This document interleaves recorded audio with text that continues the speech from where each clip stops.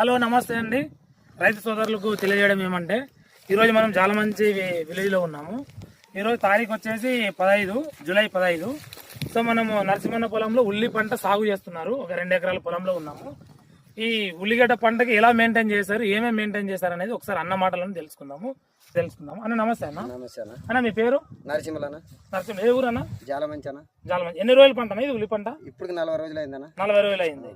ఈ 40 రోజులకు గాను ఫస్ట్ దఫాలో ఏం వేసుకున్నావు అన్న? ఈ బ్యాగ్ వేసినానన్న. ఈ బ్యాగ్ గ్రోపాస్. సో ఎకరాకి ఎన్ని కేజీలు వేసామన్నా? 40 కేజీలు వేసినాను. 40 కేజీలు.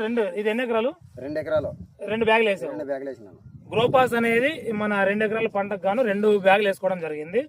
ఈ గ్రోపాస్ అనేది ఎలా పనిచేసింది ఏంటి అనేది ఒకసారి రైతు మాటలను తెలుసుకుందాం. అన్న, ఇది వేసిన తర్వాత వేయక ముందు ఎలా తేడా ఉండేది?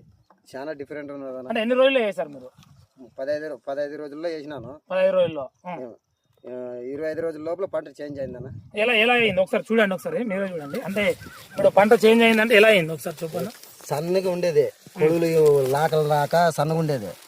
ఇప్పుడు వేసినాక 10 రోజులకే అంత లాకలు ఫుల్గా వచ్చి కాడి లాభ అయిపోయింది. ఇది కాడి బాగా చేంజ్ వచ్చేసింది. సో ఇప్పుడు రైతు చెప్తున్నారు, మీరు బాగా గమనించారన్న? అంటే వేసిన తర్వాత 10 రోజులు కనపడదు అన్న. సో ఈ గ్రోపాస్ వాడడం వల్ల ఏంటి అంటే బెనిఫిట్, ఇది పిఎస్బి అండి, ఫాస్ఫేట్ సాల్వైజ్డ్ బ్యాక్టీరియా.